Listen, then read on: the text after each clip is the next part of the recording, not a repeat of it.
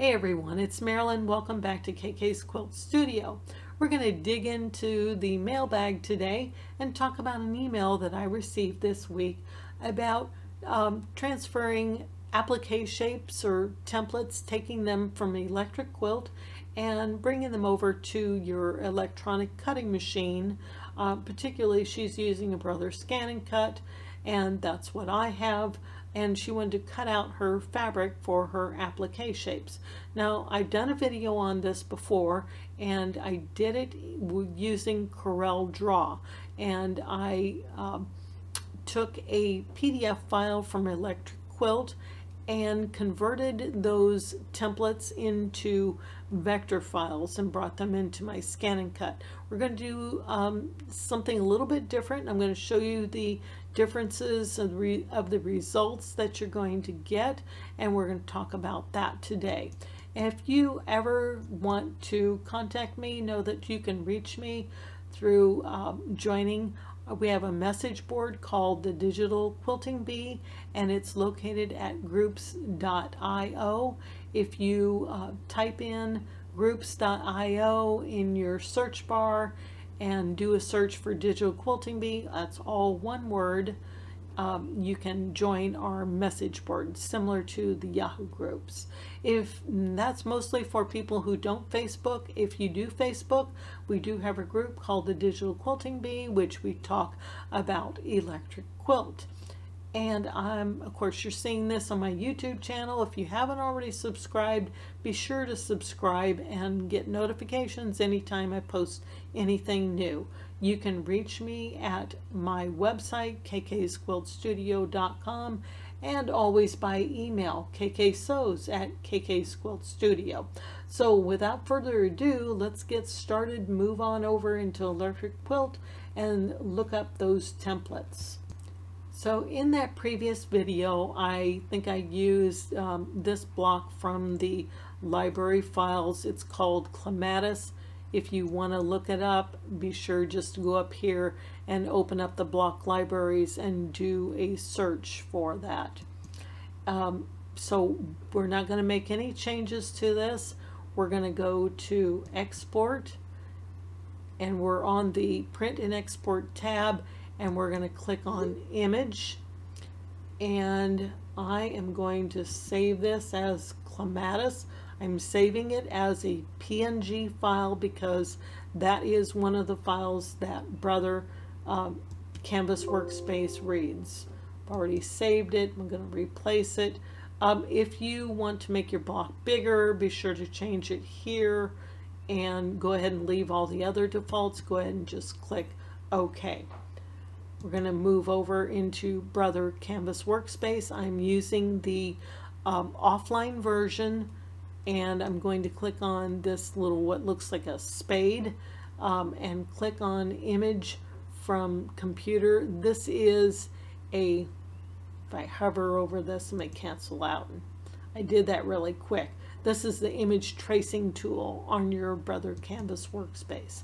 Okay, we're going to get that image from our computer, and I'll just go down to that Clematis file and click Open.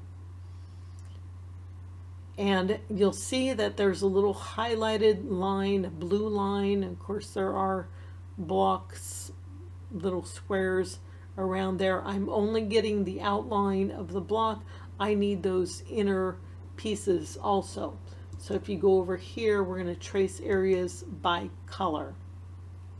And you'll see that this is not picking up that center piece. So there's not enough color distinction between that orange and that gold.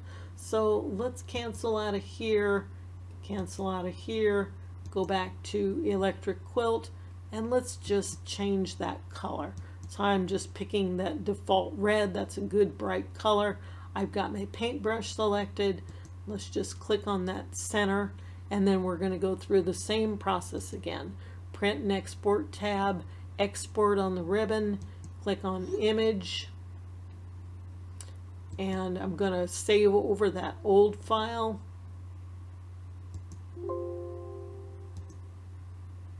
And just leave everything as is, click OK. So we've saved a new file. Let's go back to Canvas Workspace, go back to that image tracing, go back to our image file.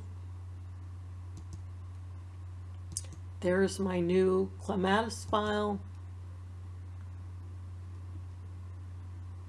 Again, change this to trace areas by color, and now we've picked up that center piece. Let's click OK. And there is our shape. We don't need that image anymore, so let's click on the unlock, select it, go to edit and cut, or you see you can use the Control X or delete on your keyboard, and there are your shapes. Now everything is one, it is grouped, so let's select it, go to layer and ungroup, and you'll see now we have pieces, but we have individual shapes.